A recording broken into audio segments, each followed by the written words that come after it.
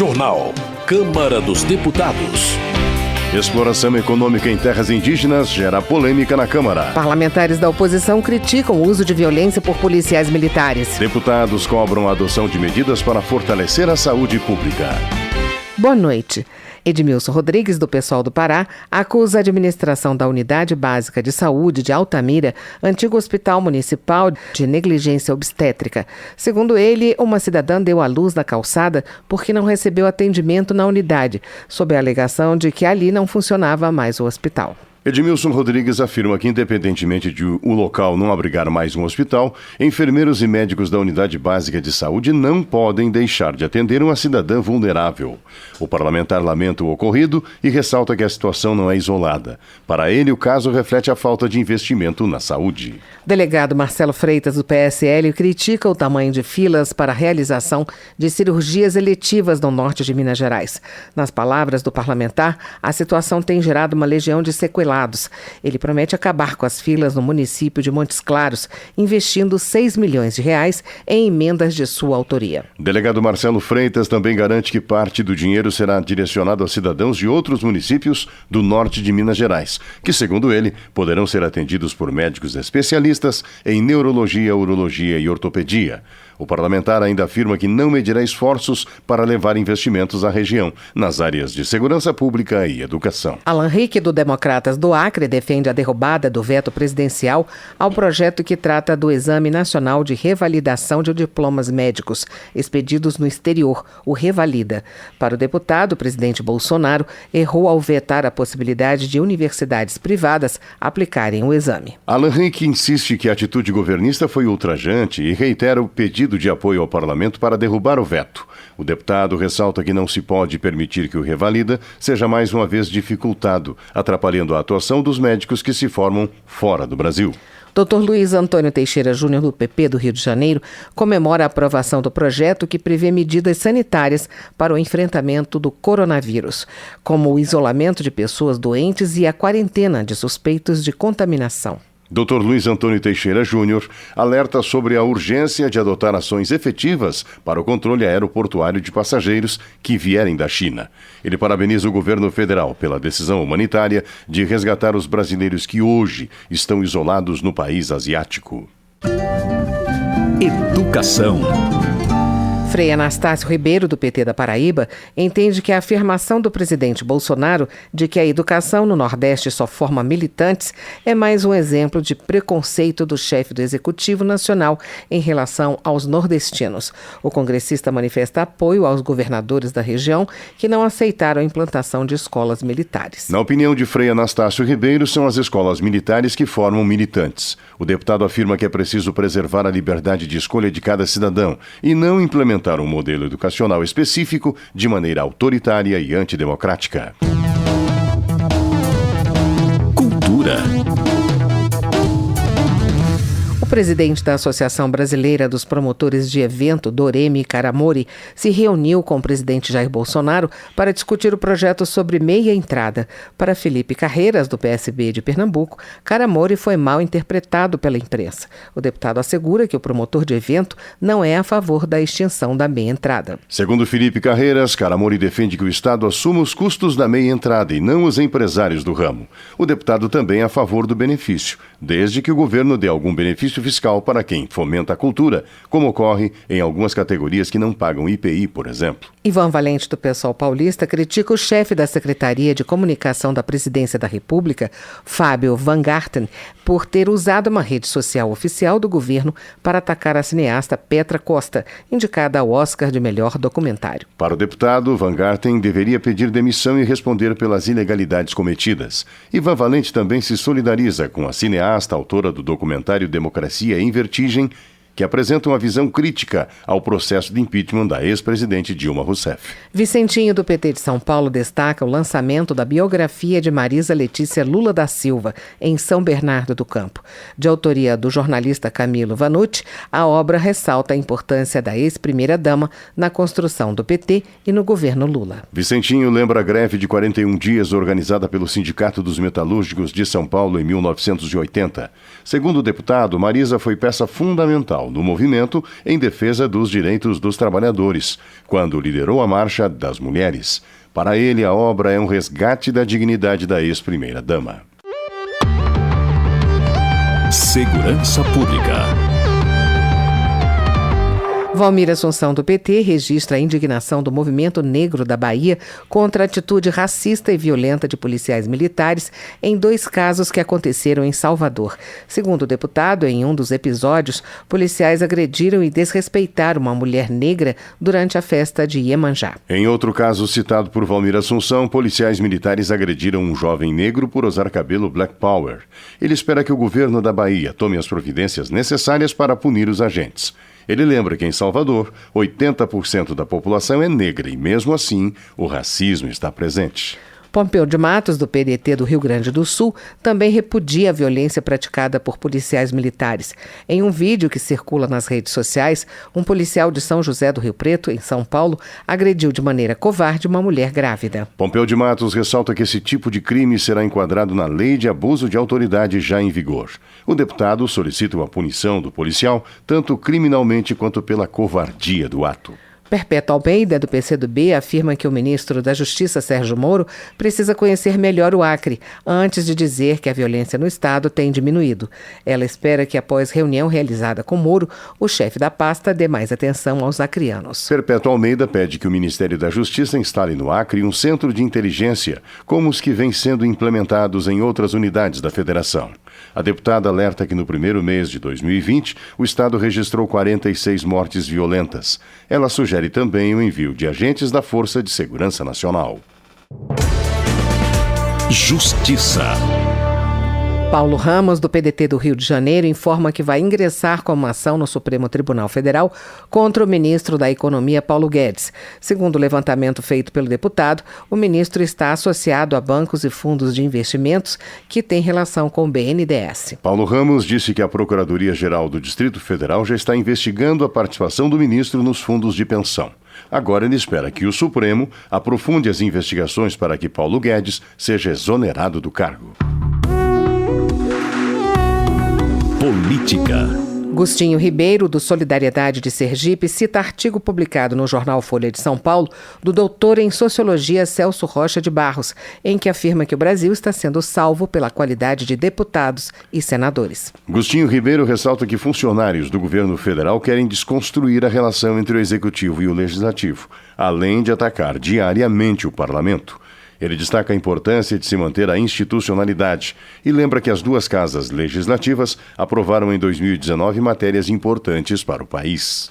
Pedro Kizai, do PT de Santa Catarina, destaca resultado de auditoria externa realizada no BNDES que não encontrou irregularidade em contratos do Banco Estatal com governos estrangeiros. O parlamentar critica o valor gasto com a auditoria, que custou ao governo federal cerca de 40 milhões de reais. Para Pedro Kizai, a CPI do BNDES foi instalada com o objetivo de desgastar a imagem da instituição, para servir a interesses políticos. Ele acusa a gestão Bolsonaro de querer destruir o papel de desenvolvimento que o banco desempenhou ao longo das últimas décadas durante as gestões petistas. Eduardo Bolsonaro, do PSL de São Paulo, diz que teve a honra de presidir a Comissão de Relações Exteriores, em 2019, em um momento crucial para a política externa do país. De acordo com o deputado, o Brasil conseguiu resgatar a credibilidade internacional graças a ações como o Acordo da Base de Alcântara e o acordo entre Mercosul e União Europeia, que ainda será analisado pelo Congresso. Eduardo Bolsonaro também rebate críticas dirigidas ao atual ministro da Educação, Abraham Weintraub, sobre possíveis falhas no Enem. Ele afirma que o ministro realizou o melhor Enem de todos os tempos e que as críticas são fruto da ideologia de esquerda que invadiu as universidades brasileiras. De acordo com o parlamentar, nenhum cidadão foi prejudicado no processo seletivo. Ciência e tecnologia. Paulão, do PT de Alagoas, afirma que enquanto Estados Unidos e China defendem empresas de tecnologia de seus países em disputas comerciais, o governo Bolsonaro tenta privatizar o Serviço Federal de Processamento de Dados, o SERPRO, e a empresa de tecnologia e informações da Previdência, a Dataprev. Paulão avalia que as privatizações colocam no lixo 2 empresas estratégicas que, juntas, já tiveram a capacidade tecnológica de criar mais de 4.000 sistemas, ultrapassando ultrapassando, segundo ele, todas as metas dos Estados Unidos no controle de dados. Ele sugere ao governo que, em vez de enviar militares para coordenar as filas do INSS, desloque servidores do SERPRO e da Dataprev para atenderem os cidadãos. Vinícius Poit, do Novo de São Paulo, defende a aprovação de projeto de lei que institui o chamado Governo Digital. O texto é de autoria dele e de outros deputados da Frente Parlamentar Digital. Segundo o congressista, a proposta visa desburocratizar os serviços do governo, poupando os cidadãos de enfrentar filas que poderiam ser evitadas. Vinícius Poit explica que o projeto cria o balcão único de serviço, que deverá também elaborar o documento único para unificar as carteiras de identidade de motorista e o CPF. Na visão do deputado, as medidas vão facilitar a vida dos brasileiros, colocando o país em outro patamar de eficiência. Trabalho. Bira do Pindaré, do PSB do Maranhão, está preocupado com o debate em torno da medida provisória que cria o contrato de trabalho verde e amarelo. No entendimento do deputado, é preciso dedicar mais tempo e discutir de forma mais aprofundada a matéria. Para Bira do Pindaré, a carteira verde e amarela pode ser considerada uma nova reforma trabalhista. Ele afirma que a medida prevê a retirada de direitos de trabalhadores, a autorização dos trabalhos aos domingos, a taxação do seguro-desemprego e o fim do 13º salário e do parcelamento de férias. Mauro Benevides, filho do PDT, destaca que a proposta de recomposição salarial dos policiais militares do Ceará indica um aumento de 86,5% na folha de pagamento. De acordo com o deputado, no ano de 2015, a folha somava R$1,362 bilhões. Já a recente proposta de reajuste custará R$2,540 bilhões. Mauro Benevides Filho enfatiza que o Ceará é o único estado que tem a condição de propor esse percentual de aumento sem perder a capacidade de investimentos. A nova tabela salarial dos policiais militares deverá vigorar entre 2020 e 2022. Gleisi Hoffmann, do PT, solidariza-se com os petroleiros que entraram em greve contra o fechamento da fábrica de fertilizantes nitrogenados da Petrobras no Paraná. Segundo ela, o encerramento das atividades da unidade levará cerca de 1.000 pessoas ao desemprego. Gleisi Hoffmann acusa a direção da Petrobras de agir de forma autoritária, desrespeitando o acordo coletivo firmado com os funcionários. A deputada afirma que a greve acontece também em reação à possível venda de refinarias da Petrobras. No entendimento dela, a estatal está sendo privatizada aos pedaços, sem a autorização do Congresso Nacional. Transportes. Capitão Augusto, do PL paulista, questiona a decisão do Supremo Tribunal Federal de suspender a liminar que impedia a cobrança de pedágio na divisa da cidade de Ourinhos. De acordo com o parlamentar, além de comprovadamente corrupta, a concessionária Econorte atua de forma irregular. Para Capitão Augusto, é inacreditável que uma empresa que age de forma ilícita consiga mais uma liminar para voltar às atividades. O parlamentar orienta a população que não pague a taxa do pedágio e procure assistência jurídica imediatamente. O objetivo, segundo ele, é inviabilizar a cobrança por meio de ação judicial. Desenvolvimento regional. Tiago Dimas, do Solidariedade, questiona o governo do Tocantins sobre o uso dos recursos do Fundo de Desenvolvimento Econômico. O parlamentar explica que esse fundo arrecada 0,3% do faturamento das empresas que possuem algum benefício fiscal do Estado e que os recursos devem ser usados para a área de desenvolvimento. Porém, Tiago Dimas alerta que a verba não está sendo aplicada pelo governo do Tocantins.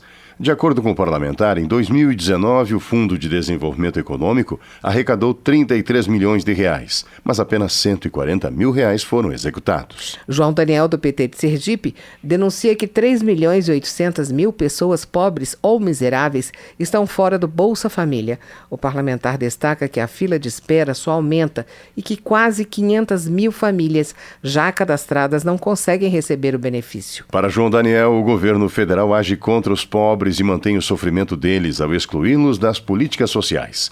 De acordo com a Secretaria Especial de Desenvolvimento Social, famílias em situação de pobreza e de extrema pobreza possuem renda mensal por pessoa entre R$ 89 e R$ 178. Marcelo Ramos, do PL do Amazonas, informa que o programa Minha Casa Minha Vida está há mais de 10 dias com os pagamentos suspensos.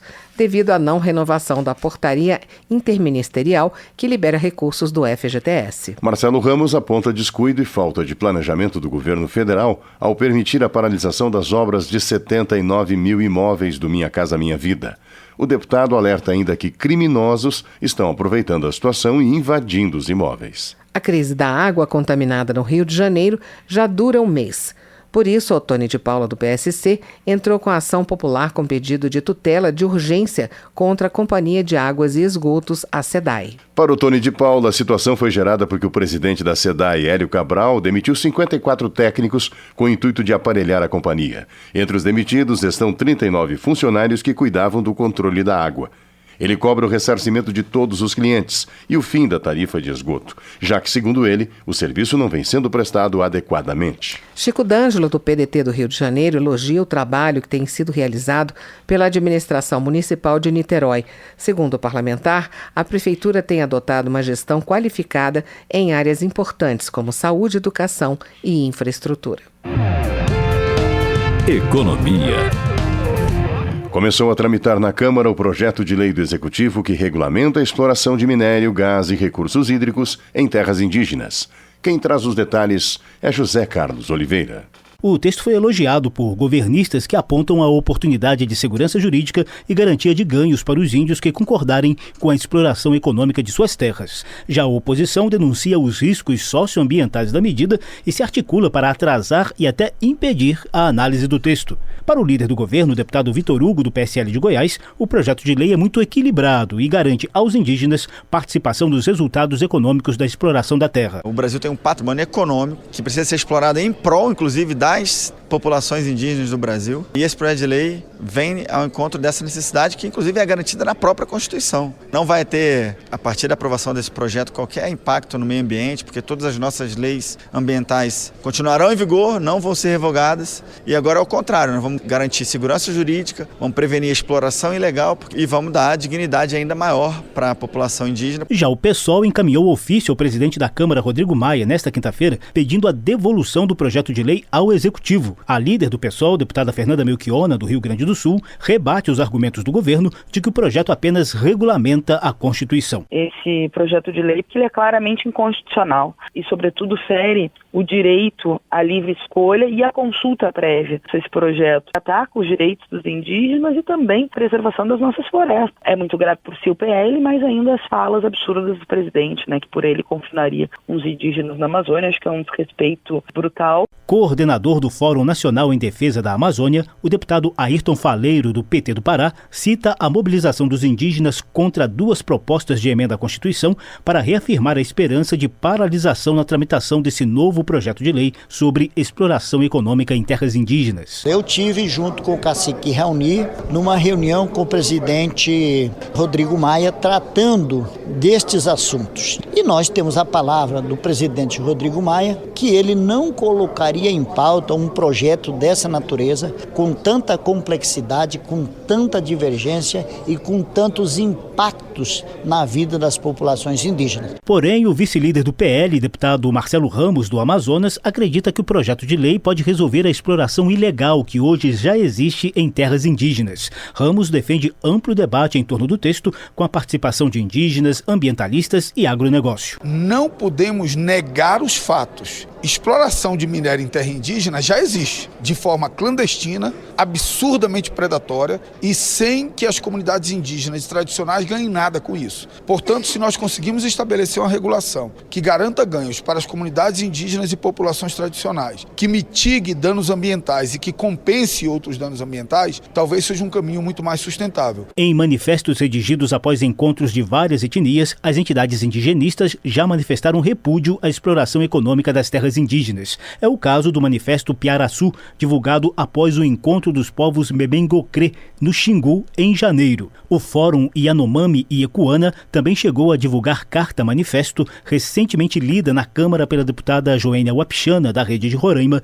e coordenadora da Frente Parlamentar em Defesa dos Povos Indígenas. Essa é a mensagem de todos os Yanomamis e Ecuanas. Nós não queremos garimpo e mineração em nossa terra. O despacho inicial do projeto projeto de lei que regulamenta a exploração econômica em terras indígenas prevê a análise do texto em uma comissão especial antes da votação no plenário da Câmara. Da Rádio Câmara de Brasília, José Carlos Oliveira. Termina aqui o Jornal Câmara dos Deputados, com trabalhos técnicos de Everson Urani, locução de Tércia Guimarães e Paulo Otaran. Uma boa noite para você. Boa noite. A Voz do Brasil estará de volta na segunda-feira. Bom fim de semana a todos.